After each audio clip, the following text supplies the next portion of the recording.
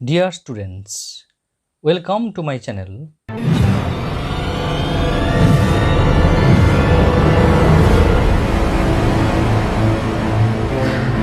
Today I am going to discuss with you the Bengali meaning of lesson 4, The Great Escape, written by Sugato Bose of class 8, part A.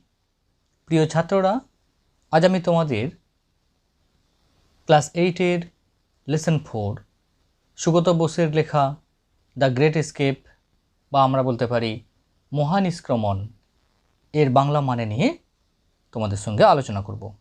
Let's know something about the author. এসো আমরা author সম্পর্কে দু এক কথা জেনে নিই। Sugata Bose is a historian, author and the Gardiner professor of oceanic history and affairs at Harvard university. Sugata Bose একজন বিখ্যাত ঐতিহাসিক ও লেখক এবং হার্ভার্ড বিশ্ববিদ্যালয়ের ওশেনিক হিস্ট্রি অ্যান্ড অ্যাফেয়ার্স অর্থাৎ আমরা বলতে পারি হার্ভার্ড বিশ্ববিদ্যালয়ের সামুদ্রিক ইতিহাস এবং ঘটনাসমূহের গার্ডিনার অধ্যাপক।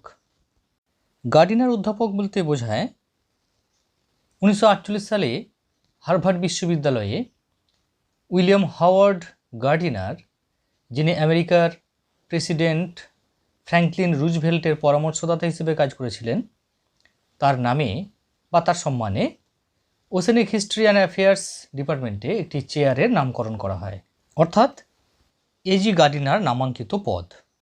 Born to the eminent freedom fighter doctor Sisir Kumar Bose and Mrs Krishna Bose, he is the grandnephew of Netaji Subhash Chandra Bose and the grandson of Sarat Chandra Bose.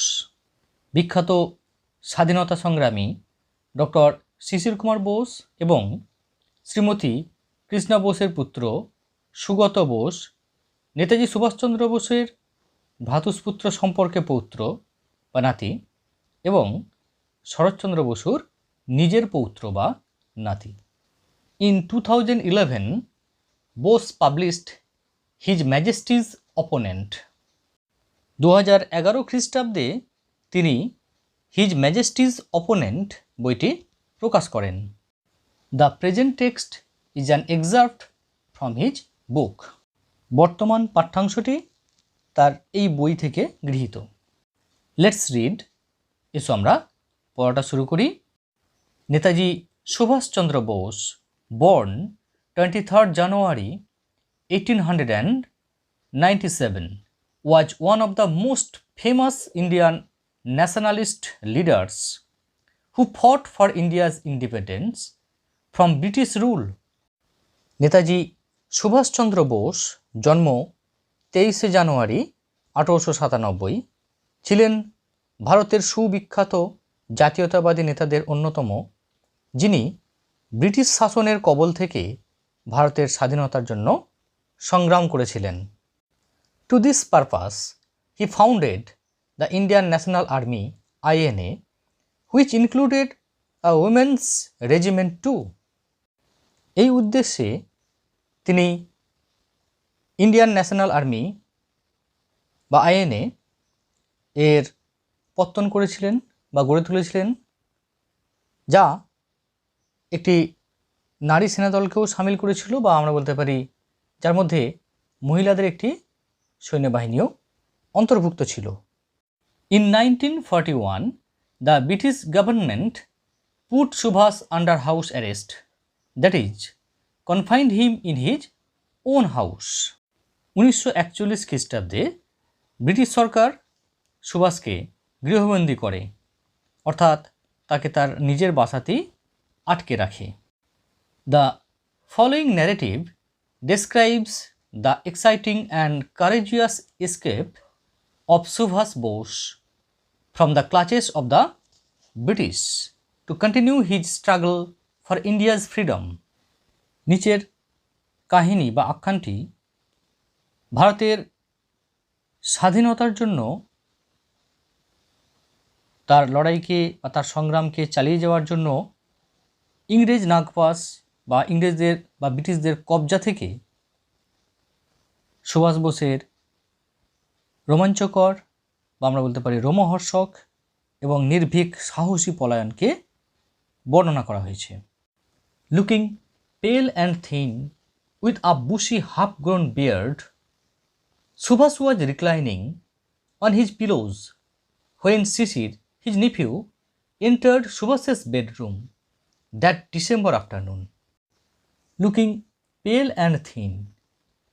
Pale মানে আমরা বলতে পারি ডিসকালার্ড বা কালারলেস, বিবর্ণ, ফ্যাকাশে, অ্যান্ড থিন অর্থাৎ আমরা বলতে পারি লিন, শীর্ণ বা পাতলা, অর্থাৎ ফ্যাকাশে আর শীর্ণ চেহারায়, with a bushy half grown beard, with a bushy, bushy মানে আমরা বলতে পারি থিক অর্থাৎ ঘন, half grown beard, half grown মানে আমরা বলতে পারি ইনক্রিজড নট ফুললি, অর্থাৎ আমরা বলতে পারি যে অর্ধেক বেড়ে ওঠা, বা এখানে অ্যাকচুয়ালি খোঁচা খোঁচা, আধ গজানো, বিয়ার্ড অর্থাৎ হচ্ছে দাড়ি, হেয়ার গ্রোয়িং অন দ্য চিন অ্যান্ড চিক, অর্থাৎ গালে বা থুতনিতে বেড়ে ওঠা চুলকে আমরা বলি দাড়ি, ঠিক আছে।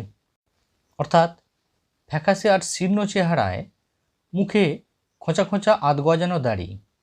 Subhash was reclining on his pillows, Subhash was reclining, reclining মানে আমরা বলতে পারি leaning back in a relaxed way, অর্থাৎ খুব আরামপ্রদভাবে, শিথিলভাবে হেলান দিয়ে থাকা।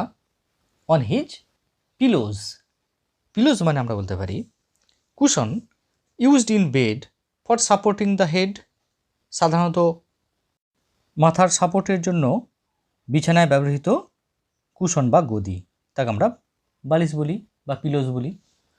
হোয়েন শিশির, যখন শিশির, হিজ নিফিউ, শিশিরকে হিজ নিফিউ, নিফিউ মানে হলো সান অফ আ ব্রাদার, অর্থাৎ ভাইয়ের পুত্র, তাকে আমরা বলি ভাইপো বা ভ্রাতুষ্পুত্র। এন্টার্ড সুভাষেস বেডরুম, অর্থাৎ ওয়েন্ট ইন্টু প্রবেশ করলো সুভাষেস বেডরুম, অর্থাৎ সুভাষের শোবার ঘরে। দ্যাট ডিসেম্বর আফটারনুন, অর্থাৎ সেই ডিসেম্বর মাসের বিকেলবেলায়। ফ্যাকাশে আর শীর্ণ চেহারায়, মুখে খোঁচা খোঁচা আধ গজানো দাড়ি সুভাষ তার বালিশে হেলান দিয়ে শুয়েছিলেন যখন শিশির তার ভাইপো সুভাষের শোবার ঘরে ঢুকলো ডিসেম্বরের সেই বিকেলবেলায়। Subhas made him sit to his right on the bed, Subhas made him sit অর্থাৎ তাকে বসালেন, টু হিজ রাইট অর্থাৎ তার ডান দিকে, অন দ্য বেড বিছানায়, অর্থাৎ সুভাষ তাকে বিছানার উপর তার ডান দিকে বসালেন। Looking intensely at Shishir, he said, can you do some work for me? Looking intensely, intensely মানে আমরা বলতে পারি with a feeling of strong emotion, অর্থাৎ তীব্র আবেগের অনুভূতি নিয়ে। অ্যাট শিশির, শিশিরের দিকে। হি সেড, তিনি বললেন, can you do some work for me? তুমি কি আমার কিছু কাজ করতে পারবে? শিশিরের দিকে নিবিড়ভাবে তাকিয়ে তিনি বললেন, তুমি কি আমার জন্য কিছু কাজ করতে পারো?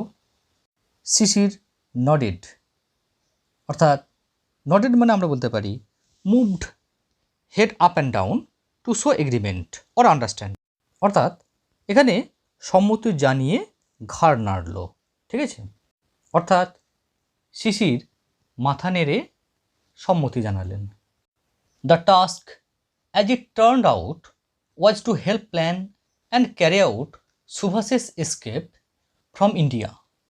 দ্য টাস্ক অর্থাৎ টাফ ওয়ার্ক অর জব, অর্থাৎ কঠিন কাজ, অর্থাৎ দ্য টাস্ক, টাস্ক মানে আমরা বলতে পারি টাফ ওয়ার্ক অর জব, অর্থাৎ কঠিন কাজ, অর্থাৎ কাজটি as it turned out, turned out মানে আমরা বলতে পারি বিকেম প্রমিনেন্ট অর ক্লিয়ার, অর্থাৎ বোঝা গেল বা আমরা বলতে পারি জানা গেল, দেখা গেল। Was to help plan and carry out Subhas's escape from India. অর্থাৎ was to help plan, অর্থাৎ প্ল্যান মানে আমরা বলতে পারি ডিভাইস, আ স্কিম অর্থাৎ পরিকল্পনা, অ্যান্ড ক্যারি আউট অর্থাৎ আমরা বলতে পারি এক্সিকিউট বা এনঅ্যাক্ট অর্থাৎ সম্পাদন করা বা কার্যকর করা। সুভাষেস এসকেপ অর্থাৎ সুভাষের এসকেপ মানে আমরা বলতে পারি ডিপারচার অর ফ্লাইট অর্থাৎ পলায়ন, পালিয়ে যাওয়া, ফ্রম ইন্ডিয়া ভারতবর্ষ থেকে। কাজটা যা বোঝা গেল ছিল ভারতবর্ষ থেকে সুভাষের পলায়নের পরিকল্পনা করা ও তা সম্পাদিত বা আমরা বলতে পারি রূপায়ণ করতে সাহায্য করা। শিশির would have to drive his uncle in the dead of the night to a railway station far away from Calcutta. Shishir would have to drive অর্থাৎ শিশিরকে ড্রাইভ অর্থাৎ আমরা বলতে পারি অপারেট অর রান আ কার অর্থাৎ গাড়ি চালানো, অর্থাৎ শিশিরকে গাড়ি চালিয়ে নিয়ে যেতে হবে হিজ আঙ্কেল অর্থাৎ তার কাকাকে in the dead of the night. Dead of the night মানে আমরা বলতে পারি মিড নাইট অর্থাৎ গভীর রাত্রে, টু আ রেলওয়ে স্টেশন অর্থাৎ একটি রেল স্টেশনে, ফার অ্যাওয়ে মানে আমরা বলতে পারি ডিস্ট্যান্স অর্থাৎ বহু দূরে, ফ্রম ক্যালকাটা অর্থাৎ কলকাতা থেকে। অর্থাৎ আমরা বলতে পারি শিশিরকে গভীর রাতে গাড়ি চালিয়ে তার কাকাকে কলকাতা থেকে বহু দূরে একটি রেল স্টেশনে পৌঁছে দিতে হবে। From his uncle's residence at Elgin road Sisir walked back that night to his own house at 1 Woodburn Park in a state of wonder and subdued excitement. From his uncle's residence অর্থাৎ তার কাকার residence মানে আমরা বলতে পারি house বাসস্থান বা বাড়ি, অ্যাট এলগিন রোড অর্থাৎ এলগিন রোডে, অর্থাৎ এলগিন রোডের তার কাকার বাড়ি থেকে শিশির ওয়াকড ব্যাক অর্থাৎ শিশির হেঁটে হেঁটে ফিরল দ্যাট নাইট সেই রাত্রে, টু হিজ ওন হাউস তার নিজের বাড়িতে, অ্যাট 1 উডবার্ন পার্ক অর্থাৎ 1 নম্বর উডবার্ন পার্কের বাড়িতে, in a state of wonder and excitement. In a state of অর্থাৎ আমরা বলতে পারি অবস্থায়, কীরকম অবস্থায়, ওয়ান্ডার অর্থাৎ আমরা বলতে পারি অ্যামেজমেন্ট অর অ্যাস্টনিশমেন্ট, সারপ্রাইজ অর্থাৎ অবাক বিস্ময়ে, অ্যান্ড সাবডিউড এক্সাইটমেন্ট। সাবডিউড মানে আমরা বলতে পারি হাউসড অর সাপ্রেসড অর্থাৎ চাপা, এক্সাইটমেন্ট অর্থাৎ আমরা বলতে পারি গ্রেট মেন্টাল অ্যাজিটেশন অর্থাৎ একটা চাপা উত্তেজনা বা মানসিক উৎকণ্ঠা নিয়ে। এলগিন রোডে তার কাকার বাড়ি থেকে সেই রাতে শিশির বিস্ময় ও চাপা উত্তেজনা নিয়ে তার 1 নম্বর উডবার্ন পার্কের নিজস্ব বাড়িতে হেঁটে ফিরলেন। The police were keeping watch on Subhas's house. The police were keeping অর্থাৎ পুলিশ চালাচ্ছিল, কিপিং ওয়াচ মানে আমরা বলতে পারি ভিজিল অর্থাৎ নজরদারি, বা তারা পুলিশ নজর রাখছিল অন সুভাষেস হাউস অর্থাৎ সুভাষের বাড়ির উপর। তাহলে পুলিশ সুভাষের বাসার উপর বা বাড়ির উপর নজর রাখছিল। Though it was normal for a nephew to visit an ailing uncle, Subhash had an additional excuse for meeting his nephew. Though যদিও, ইট ওয়াজ নর্মাল এটা ছিল নর্মাল মানে আমরা বলতে পারি ন্যাচারাল বা ইউজুয়াল, এটা ছিল স্বাভাবিক ব্যাপার, ফর আ নেফিউ অর্থাৎ একজন ভাইপোর কাছে বা ভাইপোর জন্য, two visit an ailing uncle, to visit অর্থাৎ টু সি দেখা করাটা, অ্যান এইলিং মানে আমরা বলতে পারি সিক অর ইল অসুস্থ, আঙ্কেল অর্থাৎ কাকা। যদিও একজন ভাইপোর জন্য অসুস্থ কাকাকে দেখতে আসা স্বাভাবিক ব্যাপার, Subhas had an additional excuse, অর্থাৎ সুভাষের ছিল অ্যান অ্যাডিশনাল মানে আমরা বলতে পারি এক্সট্রা বা অতিরিক্ত, এক্সকিউজ অর্থাৎ আমরা বলতে পারি প্রিটেক্সট অর প্লি অর্থাৎ হচ্ছে অজুহাত, ফর মিটিং হিজ নিফিউ অর্থাৎ তার ভাইপোর সঙ্গে সাক্ষাৎ করার বা দেখা করার। যদিও একজন ভাইপোর জন্য অসুস্থ কাকাকে দেখতে আসা স্বাভাবিক ব্যাপার, সুভাষের একটি অতিরিক্ত অজুহাত ছিল তার ভাইপোর সঙ্গে দেখা করার। Shishir was good at operating the radio.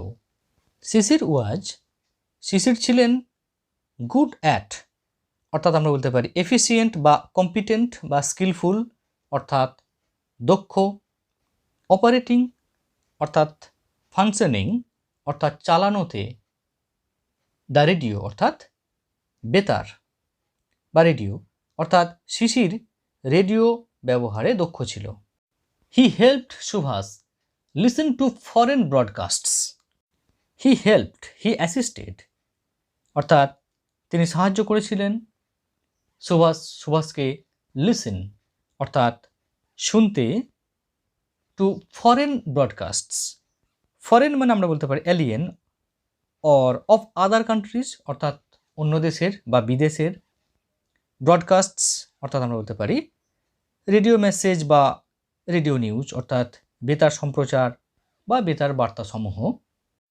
তিনি সুভাষকে বেতারে বৈদেশিক সম্প্রচার শুনতে সাহায্য করতেন। Subhas and Sisir discussed various means of escape. Subhas এবং শিশির ডিসকাসড অর্থাৎ আমরা বলতে পারি talked about to reach a decision অর্থাৎ কোনো সিদ্ধান্তে আসার জন্য যে কথাবার্তা বলা অর্থাৎ আলোচনা করলো। Various means of escape, various মানে আমরা বলতে পারি ডিফারেন্ট বিভিন্ন, মিনস অর্থাৎ আমরা বলতে পারি ওয়েজ উপায়, অফ এসকেপ অর্থাৎ পলায়নের। সুভাষ এবং শিশির পালানোর বিভিন্ন উপায় নিয়ে আলোচনা করলো। Finally they decided to drive out in the most natural fashion through the main gate. Ultimately অবশেষে দে ডিসাইডেড, তারা ডিসাইডেড মানে আমরা বলতে পারি কনক্লুডেড বা রিজলভ, তারা ঠিক করলেন বা সিদ্ধান্ত নিলেন টু ড্রাইভ আউট অর্থাৎ আমরা বলতে পারি to leave a place by driving a motor car অর্থাৎ মোটর গাড়ি চালিয়ে বার হওয়া, in the most natural fashion অর্থাৎ সব থেকে ন্যাচারাল মানে আমরা বলতে পারি নর্মাল স্বাভাবিক, ফ্যাশন মানে আমরা বলতে পারি ওয়ে অর্থাৎ অত্যন্ত স্বাভাবিকভাবে, থ্রু দ্য মেন গেট অর্থাৎ মেন গেট দিয়ে বা প্রধান ফটক দিয়ে। অবশেষে তারা ঠিক করলেন বা সিদ্ধান্ত নিলেন যে সব থেকে স্বাভাবিকভাবে মূল ফটক দিয়েই গাড়ি চালিয়ে তারা বের হয়ে যাবেন। শিশির owned a German car called the Wanderer, which he and Subhas chose for their journey. Shishir owned মানে আমরা বলতে পারি possessed or was the owner of অর্থাৎ মালিক হওয়া বা মালিক ছিল, অর্থাৎ আমরা বলতে পারি শিশিরের ছিল জার্মান কার, একটি জার্মান গাড়ি অর্থাৎ জার্মানির তৈরি গাড়ি, কল্ড দ্য ওয়ান্ডারার নামে, হুইচ হি অ্যান্ড সুভাষ যেটা সে এবং সুভাষ চোজ অর্থাৎ আমরা বলতে পারি অপটেড ফর বা সিলেক্টেড নির্বাচন করলেন বা আমরা বলতে পারি বেছে নিলেন, ফর দেয়ার জার্নি অর্থাৎ তাদের জার্নি বা ট্রাভেল অর্থাৎ ভ্রমণের জন্য। শিশিরের ওয়ান্ডারার নামে একটি জার্মান গাড়ি ছিল যেটা তিনি ও সুভাষ তাদের যাত্রার জন্য বেছে নিয়েছিলেন। Students, that's the end of my discussion part A. Thanks for watching.